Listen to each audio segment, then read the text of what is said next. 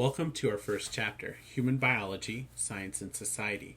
This chapter sets the foundation for the rest of the course by introducing what human biology is and why it matters in everyday life. Human biology is more than just memorizing facts about the body, it's also understanding ourselves as biological organisms and placing that knowledge into the broader context of society. For example, by studying human biology, we can better understand issues like nutrition, disease, environmental changes, and biotechnology, and see how they connect to our daily lives and decision making. Throughout this course, I want you to think about biology not only as something that happens inside labs or textbooks, but as a living science that directly impacts your health, your community, and even public policy. This chapter also emphasizes the process of science itself, how we question, gather evidence, and test ideas. Understanding science as both a body of knowledge and a method of inquiry will be essential as we move forward. When we talk about life, we are identifying traits that all living organisms share. Unlike non-living matter, living things have a unique molecular composition, rely on complex molecules like proteins, nucleic acids, lipids, and carbohydrates. They require energy and raw materials to fuel processes such as growth, repair, and reproduction. All living organisms are made up of cells, which serve as the fundamental unit of life. They maintain homeostasis, meaning they regulate their own internal conditions like temperature, pH, and water balance to help them survive in changing environments. Living things also respond to external stimuli, whether that's plants growing towards light or animals reacting to danger. Growth and reproduction ensure species survival, and at the population level, organisms evolve over time, adapting to new environments. A good discussion starter is, based on this criteria, do viruses count as living? They reproduce only inside the host cell and lack independent metabolism, so their classification sparks a scientific debate. Biologists organize life into hierarchy of groups based on shared traits. At the highest level are the three domains: bacteria, archaea, and eukarya. Bacteria and archaea are prokaryotic, meaning that they lack a nucleus and other membrane-bound organelles, while eukarya includes organisms with more complex nucleated cells. Within domain eukarya, we find four kingdoms: Protista, Animalia, Fungi, and Plantae. Protists are mostly unicellular or simple multicellular organisms such as protozoa and algae. Plants are multicellular and photosynthetic. Animals, include humans, are multicellular and heterotrophic, meaning they must consume other organisms for food. Fungi act as decomposers, recycling nutrients back into the ecosystem. Grouping organisms this way helps us understand both evolutionary relationships and ecological roles. Classification isn't just about naming, it's about identifying connections that make sense for biodiversity. For example, recognizing that humans share ancestry with other primates allows us to better understand our own biology.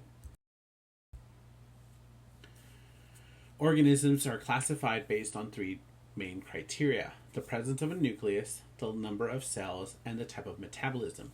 Prokaryotic domains like bacteria and archaea lack a membrane-bound nucleus, while eukaryotes like us contain one. Some organisms are unicellular like protists, while others are multicellular like plants and animals. Metabolism further distinguishes the group. Photosynthetic organisms capture energy from sunlight, heterotrophs consume organic matter, and decomposers break down dead organisms. These criteria provide a systemic way to study life's diversity. For example, comparing bacteria to humans highlights both the simplicity and sophistication of life's different forms. Although vastly different, all organisms still follow the same genetic code and use similar biochemical pathways. Understanding these similarities and differences helps us appreciate evolutionary processes and practical applications from medicine to agriculture. Within eukarya, we encounter great diversity. Protists are a catch-all group including protozoa, algae, and slime molds, and they can be unicellular or simple multicellular organisms. Plantae include multicellular photosynthetic organisms that convert sunlight into chemical energy and produce oxygen, forming the foundation of terrestrial ecosystems. Fungi are mostly multicellular decomposers such as molds, mushrooms, and yeasts, which play crucial and critical ecological roles in breaking down organic material and recycling nutrients. The kingdom Animalia, which include humans, consist of multicellular heterotrophic organisms that ingest food and often display advanced nervous system and muscular systems. Recognizing these kingdoms helps us understand both human uniqueness and interconnectedness within other forms of life. For instance, fungi may seem distant from us, but they are more closely related to animals than to plants, which is why fungal infections can be so difficult to treat. They also share similar cellular machinery with us. Classification narrows from broad domains to specific species. Humans fall under domain Eukarya, kingdom Animalia, phylum Chordata, class Mammalia, order Primates, family Hominidae, genus Homo, and species Sapien. This hierarchy shows our evolutionary connections. We share characteristics with other chordates, mammals, and primates, but our unique traits place us in our own species. Another example is the ladybug, which is also classified in domain Eukarya, kingdom Animalia, but belongs to phylum Arthropoda, class Insecta, and order Coleoptera, making it very different from humans despite some shared traits like multicellularity and heterotrophy. Classification not only organizes biodiversity, but also provides insight into evolutionary history. Tracing where organisms diverge in this system, we can better understand the traits that make each group unique. The genus and species are two most specific levels of classification and are used together in a binomial nomenclature. A species consists of one or more populations of organisms that share physical and functional characteristics and can interbreed to produce fertile offspring. A genus groups together species that are closely related. For example, all humans belong to the genus Homo and the species Sapien. This binomial naming system avoids confusion and provides universal consistency for scientists worldwide. Recognizing genus and species allows us to differentiate organisms clearly, even when they appear similar. For instance, domestic dogs and wolves belong to the same genus, Canis, but different species. This precision in classification is crucial for biology, medicine, and conservation, where identifying species correctly can determine how we protect ecosystems or treat disease. Humans share traits with other animals, but certain features define us as uniquely human. One key adaptation is bipedalism, which is the ability to stand upright and walk on two legs. This freed our hands to use tools and carry objects. Another is our large brain size relative to our body size, which supports reasoning, memory, problem solving, and creativity. Humans also possess the capacity for complex language, both spoken and written, which allows us to advance communication, culture, and learning across generations. Finally, our opposable thumbs enable precise grasping and manipulation of objects, critical for tool use. Together, these traits have shaped human evolution, culture, and technology. While chimpanzees and other primates share some of these features, humans combine them in a way that allows us to create civilizations, advance science, and alter our environment on a global scale. Human biology can be studied at multiple levels of organization, from the smallest chemical units to the biosphere as a whole. Atoms and molecules form the basis of life, creating structures like DNA and proteins. These combine into cells, the smallest living units. Cells group into tissues, which form organs such as the heart or the lungs. Organs function together in an organ system, like the circulatory or digestive system, that sustain an organism. Populations of organisms form communities which interact with their environment as ecosystems. All ecosystems together make up a biosphere. This hierarchy illustrates how biology is interconnected across scales. Understanding processes at the molecular or cellular level helps us understand the health of individuals, populations, and even global systems. Science is both a body of knowledge and a process of discovery. As a knowledge base, science is the collection of facts, theories, and principles about the natural world. But science is also an ongoing process. Using systematic observation and observation to understand questions and test ideas. This process is known as the scientific method. By understanding science as both knowledge and a process, we see it as a dynamic, not static. Our scientific truths can change new evidence arises. For example, medical guidelines evolve as research uncovers better treatments. This means students should see science not as memorization, but as critical thinking, which is a way of asking questions, evaluating evidence, and forming conclusions that can be tested and refined over time. The scientific method is a structured approach for testing ideas. It begins with observation and generalization, noticing patterns or phenomena in the natural world. From there, scientists formulate a hypothesis, which is a tentative explanation that can be tested. Next, they make a testable prediction, often in an if-then statement. Then comes experimenting or observing, which is gathering data to evaluate the prediction. Finally, the hypothesis may be modified and tested as needed. Importantly, hypotheses can never be proven absolutely true, but can only be supported or disproved with evidence. Its iterative process is the backbone of science, ensuring the knowledge grows steadily through the repeated testing and correlation.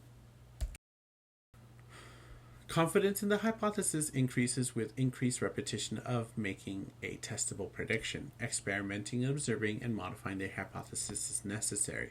Observation and generalization leads to a formulation of a hypothesis. From the hypothesis, specific predictions are made that can be tested or by experimentation or observation. The result either supports the hypothesis or requires it to be modified to fit the new facts. The cycle is repeated. Ultimately, the scientific method moves in the direction of increased confidence in the modified hypothesis. The steps in the process are as followed: observation and generalization, using inductive reasoning to formulate a hypothesis, using deductive reasoning to make a testable prediction, experiment or observe, using inductive reasoning, modifying the hypothesis as necessary, and repeat steps 3 and 4. Confidence increases in the hypothesis with increasing repetition of steps 3, 4, and 5. The first step of the scientific method involves observing natural phenomena and making generalizations. Scientists use inductive reasoning, which is drawing broad conclusions from specific observations. For example, noticing that every past winter has been colder than summer may lead to the generalization that winter is always colder than summer. While useful, inductive reasoning has limits. Patterns may not always hold true under new conditions. Still, careful observation is essential. It sparks curiosity and provides the raw materials for a scientific inquiry. In human biology, observation might involve noticing differences in health outcomes between populations or identifying new disease symptoms, which can later guide experiments and hypotheses. A hypothesis is a tentative statement about the natural world that leads to testable predictions. For example, a researcher might hypothesize that drug X is an effective treatment for high blood pressure. A strong hypothesis is a specific and based on prior knowledge or observation. It's important to note that the hypotheses are not guesses. They are informed by existing evidence and reasoning. They also must be falsifiable, meaning that the evidence could potentially disprove them. This distinguishes science from belief systems, since scientific statements must be open to testing and revision. In medicine, hypotheses drive clinical trials, which test whether treatments are safe and effective before reaching the public. The next step is to derive a testable prediction from the hypothesis, often using deductive reasoning. Predictions take the form of an if-then statement. For example, if drug X lowers blood pressure, then patients using it should show reduced blood pressure within 1 month. Predictions must be specific and measurable to be meaningful. Good predictions allow for clear outcomes that either support or reject the hypothesis. This step bridges theory and practice, translating ideas into experiments that can produce real data. By grouping hypotheses in testable predictions, scientists ensure that the claim must be evaluated objectively. Predictions are tested through experimentation and observation.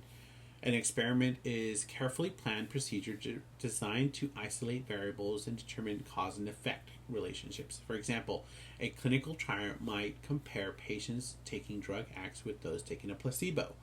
The results reveal whether the predictions hold true. If predictions are false, the hypothesis is modified and retested.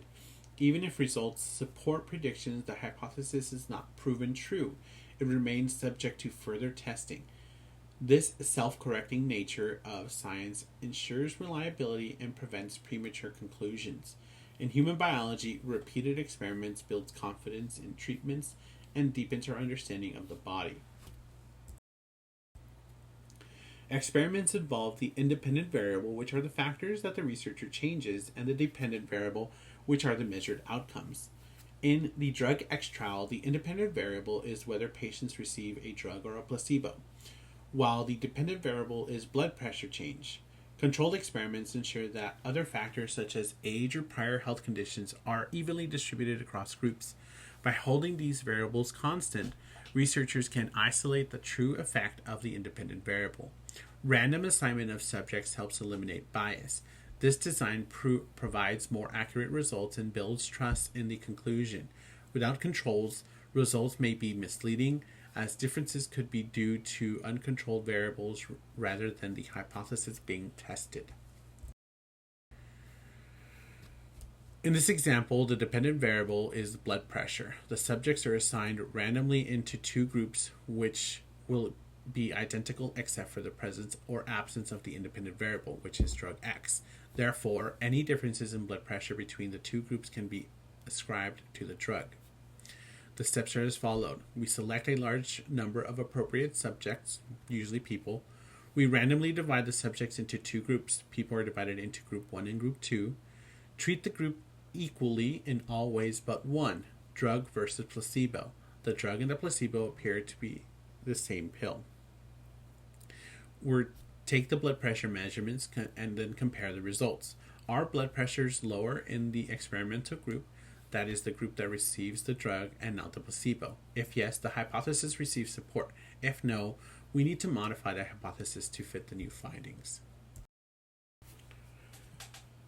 Scientific finding must be shared to have value. The most reliable way is through peer-reviewed journals, where experts evaluate studies before publication. Peer review ensures accuracy, rigor, and credibility.